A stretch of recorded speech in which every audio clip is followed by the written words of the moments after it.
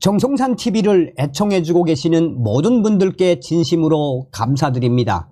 이번 시간에는 지금 북괴 김정은 큰일 났으며 똥 밟은 김정은, 러시아 지금 대폭망 중, 러시아 북한의 파병 압박 현실화, 충격 상황 터졌다라는 소식을 전달해 드리도록 하겠습니다. 이번 소식의 핵심은 과연 무엇이겠습니까? 얼마 전에 북괴 김정은이가 러시아 푸틴 대통령과 신군사 동맹 조약을 맺었다라며 지랄 발광을 하지 않았습니까?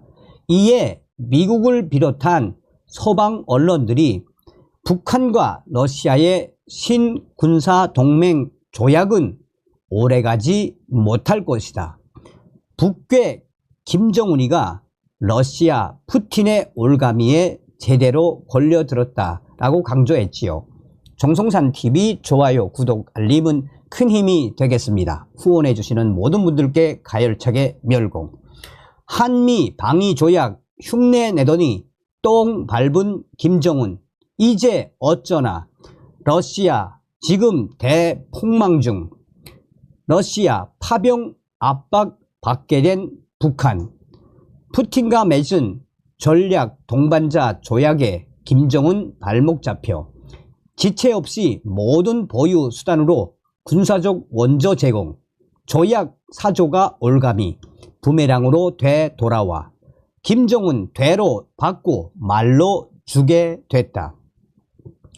상호 방위 조약 때문에 영토 들린 러시아 도와주게 된 북한 김정은, 쌍방 중 어느 일방이 개별적인 국가 또는 여러 국가들로부터 무력 침공을 받아 전쟁 상태에 처하게 되는 경우 타방은 유엔 헌장 제51조와 조선민주주의인민공화국과 러시아 연방의 법에 준하여 지체 없이 자기가 보유하고 있는 모든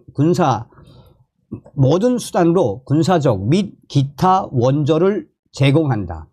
지난 6월 18일에서 19일 평양을 방문한 푸틴 러시아 대통령이 김정은을 만난 후 발표된 북러 동반자 조약, 북한이 발표한 정식 명칭은 조선민주주의인민공화국과 러시아 연방 사이의 포괄적인 전략적 동반자 관계에 관한 조약 제4조의 내용입니다.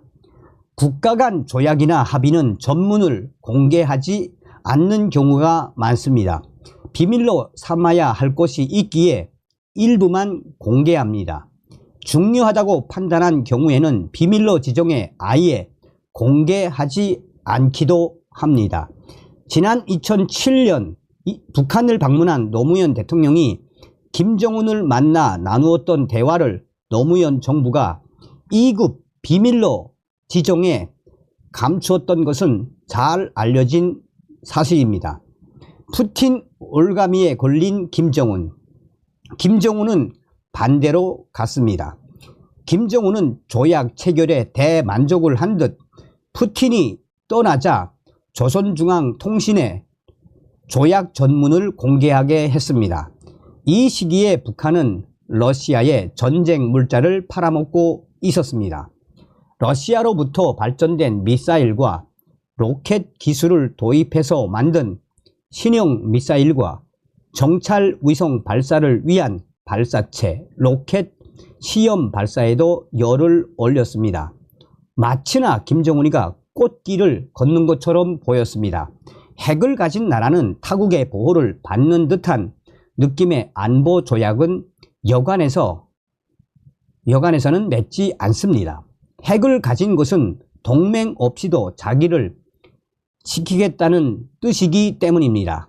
핵을 개발했음에도 김정은이 러시아와 상호 방위 조항이 포함된 조약을 맺은 것은 두려움 때문이 확실합니다.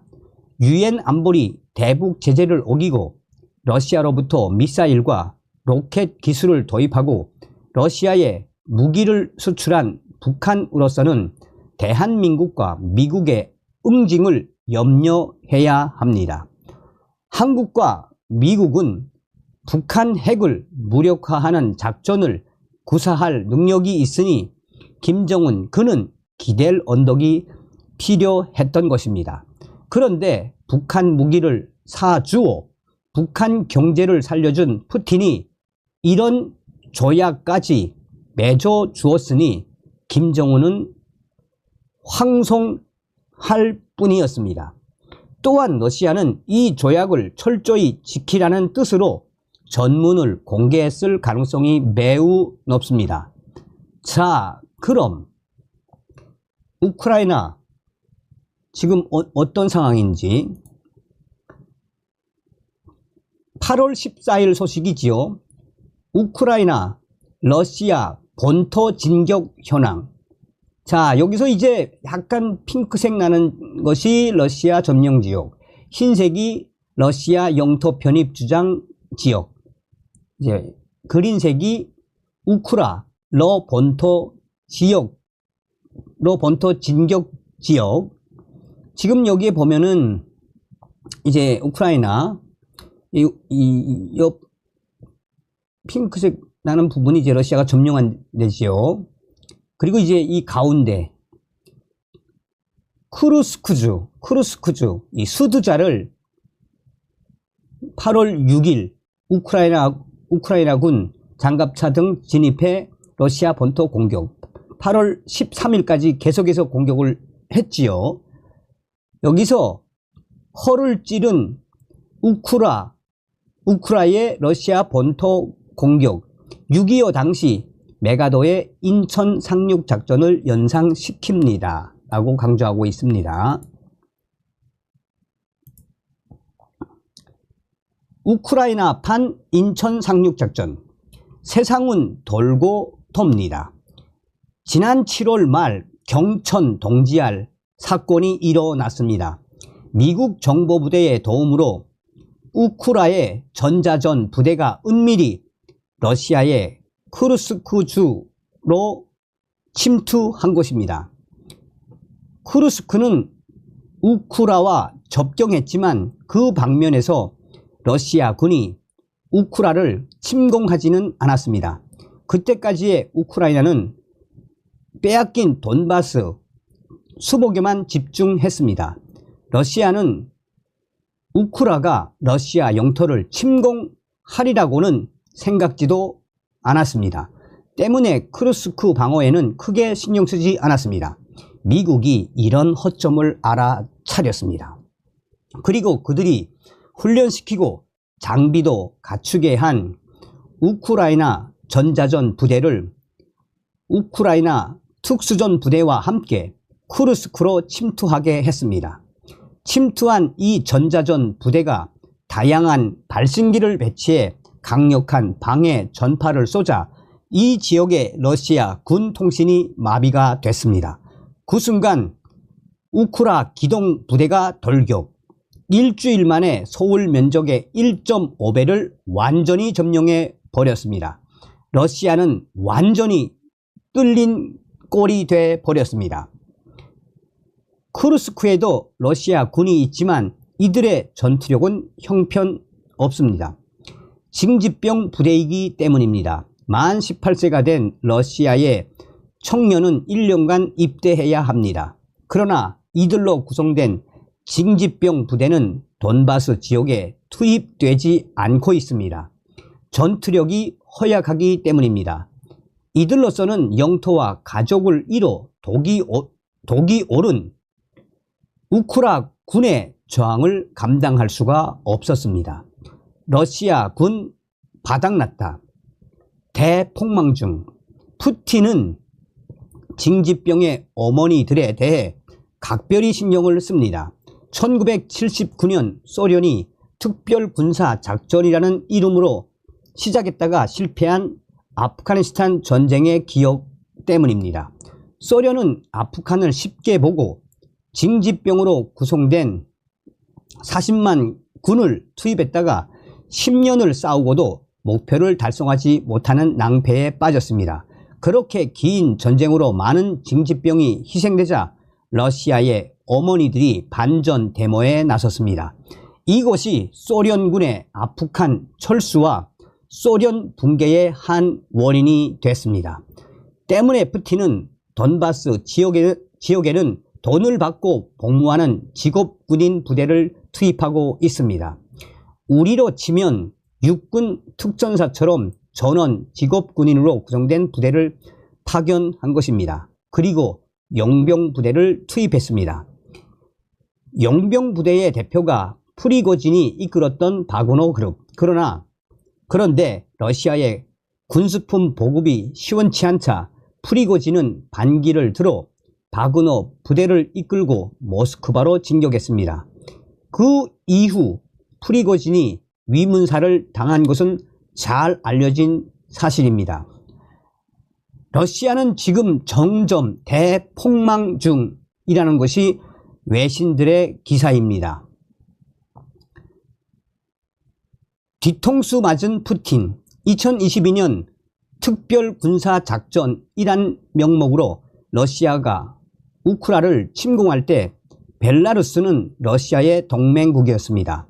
러시아는 속전속결로 우크라의 수도인 키우를 점령해 항복을 받을 요량으로 키우가 가까운 벨라루스를 통해 징집병으로 구성된 다수의 기동부대를 투입했습니다. 그러나 이 작전은 완전히 실패했습니다.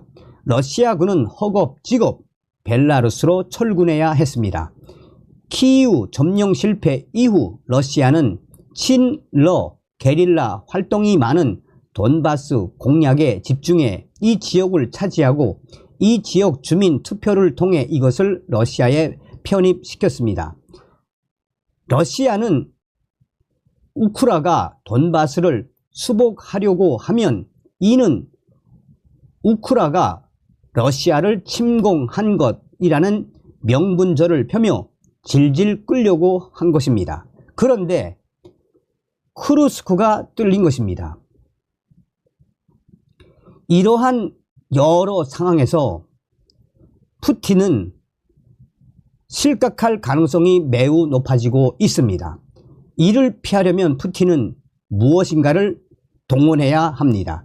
그 대상이 동맹을 맺은 벨라루스와 북한. 러시아는 북한 용병 부대를 동원하려고 한 적이 있었으니 푸틴이 김정은에게 북한은 자기가 보유하고 있는 모든 수단으로 군사적 및 기타 원조를 제공한다는 동반자 조약 4조를 이행하라고 강하게 요구할 가능성이 매우 높아졌습니다. 러시아의 기대 한미에 대항하려고 한 북한의 김정은은 똥 씹은 표정, 똥 밟은 처지가 된 것입니다. 북한 이상으로 압박을 받고 있는 것이 벨라루스. 벨라루스의 알렉산드로 대통령은 18일 러시아 국영 러시아 방송 인터뷰에서 우크라가 벨라루스 국경에 12만 명 이상의 병력을 배치했다며 벨라루스도 전체 병력의 3분의 1을 이것에 배치해 대응했다고 말했습니다. 이는 러시아의 비위를 맞추기 위한 발언일 수 있습니다. 그리고 북대서양 기구 나토가 우크라에 공개적으로 군을 보낼 것으로 예상됩니다. 그럴 경우 제3차 세계대전이 벌어질 것이라고 했습니다. 이어 러시아나 벨라루스가 우크라에 전술핵 무기를 사용한다면 우크라가 매우 기뻐할 것으로 확신하고 있다라고 말했습니다. 벨라루스 대통령은 푸틴은 벨라루스 지역의 전술핵으로 우크라이나 공격을 검토하고 있는데 이것은 매우 부담스럽다라며 그렇게 되면 벨라루스는 완전히 고립된다. 하려면 러시아 지역에서 하라는 푸념을 러시아 방송에서 한 것입니다. 푸틴으로부터의 압력이 너무 강해서 빙빙 꼬아서 그렇게 말을 한 것입니다. 김정은도 KGB 출신인 푸틴으로부터 이와 비슷한 압력을 받고 있을 가능성이 매우 높습니다. 그야말로 김정은에게는 최악의 상황이 현실이 돼 버렸습니다. 푸틴 처지에서는 북한이 대한민국을 때려주는 것도 고마울 수 있습니다. 하마스가 이스라엘을 공격한 것도 그에게는 블루 라이트였을 것입니다. 그래야 미국의 집중이 흩어지기 때문입니다. 그러나 지금 이스라엘은 하마스를 거의 박멸해 가고 있습니다. 하마스의 후원국인 이란은 자국 대통령 경축식에 참석한 하마스 지도자가 살해되어도 보복만 선언했을 뿐 섣불리 행동하지 못하고 있습니다. 하마스 붕괴라는 현실을 보고 있을 김정은이 우리에 대한 도발을 저질러 푸틴의 비위를 맞출 것인가요? 아니면 이란처럼 이러지도 저러지도 못할 것인가요? 러시아와 좋다고 상호 방위 조약을 맺었다가 거꾸로 뒤집어지게 된 김정은, 그가 어떤 행동을 할지 주의 깊게 살펴보고 대응책을 준비해야 할 때입니다. 다음 시간에 뵙겠습니다. 멸공.